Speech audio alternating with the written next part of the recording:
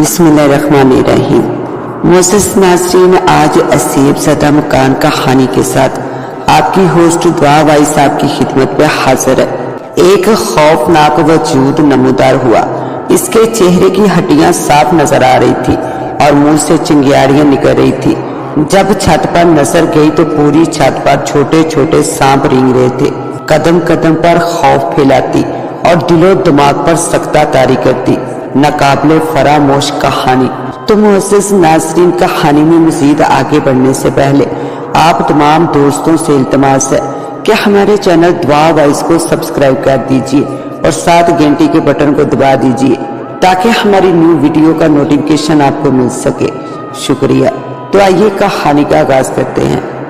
शहजाद आज बहुत खुश था क्योंकि MBA करने के बाद एक तवील इंतजार के बाद इसे अपने गांव से बहुत दूर एक पहाड़ी इलाके में वाक़या सीमेंट की फैक्ट्री में बतौर मैनेजर की नौकरी मिल गई थी।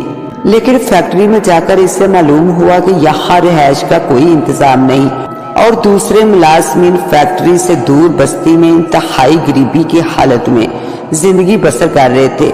ज्यादातर लोग सिर्फ एक एक कमरे पर मुश्तमिल घरों में रहते थे, इसलिए इसके साथी मुलाजिम चाहते हुए भी इसकी मदद करने से कासिर थे। मगर मजबूरी की वजह से इसके नैब कासद काशिफ ने इसे इब्तदाई कुछ दिन अपने घर में ठहरा लिया और उन दिनों शहजाद ने हर मुमकिन कोशिश की कि किसी तरह इसे कोई कमरा वगैरह किराए पर मिल जाए, क्योंकि वो जल्द से जल्द काशिफ के घर से जाना चाहता था। इसका ज़मीर इसे मुसलसल मलामत कर रहा था कि एक कमरे पर मुश्तमिल घर जिसमें काशिफ के बीवी बच्चे भी रहते थे, वो किस तरह यहाँ ठहरे।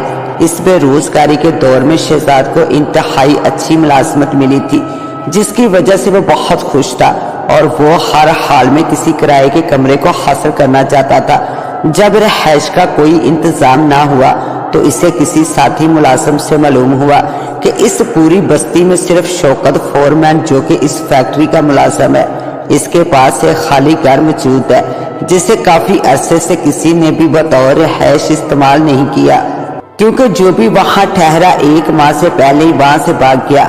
वजह असेब बताया जाता है। किराएदारों की ये शिकायत थी कि इस मकान में जन्नात और बदरूहों का कब्जा है।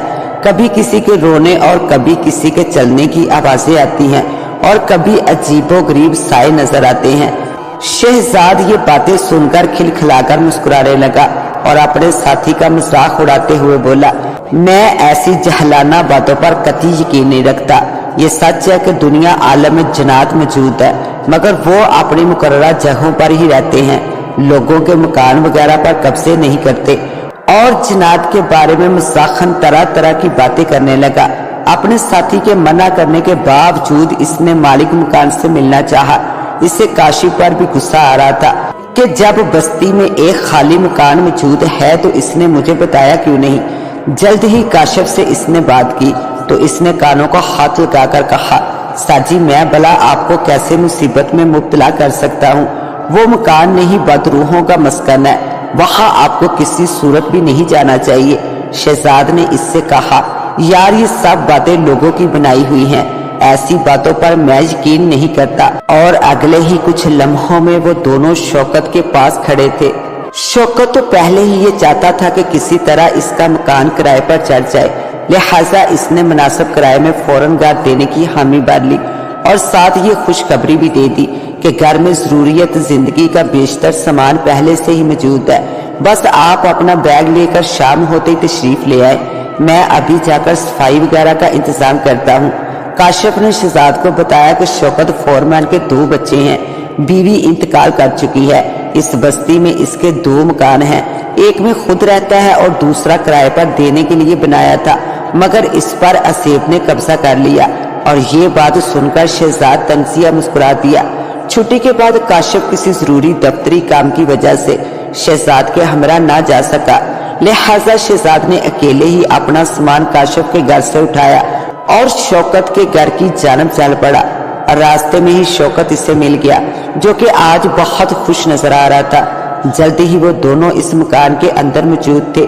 मकान खूबसूरत था, सेहन काफी कशादा, वाहद कमरे के आगे छोटा सा बरामदा, अलग किचन और वॉशरूम और छत पर चलने के लिए सीढ़ियां भी मौजूद थी।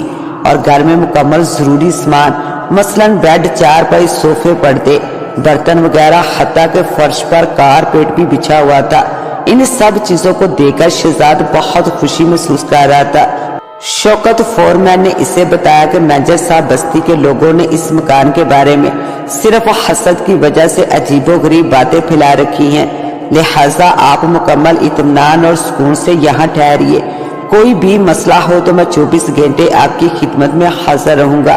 پہلی رات دونوں نے مل کر کھانا کھایا اور کافی دیر تک باتیں کرتے رہے۔ پھر شوکت نے یہ کہتے ہوئے شہزاد سے جانے کی اجازت چاہی کہ اس کے گھر میں 2 بچے اکیلے ہیں۔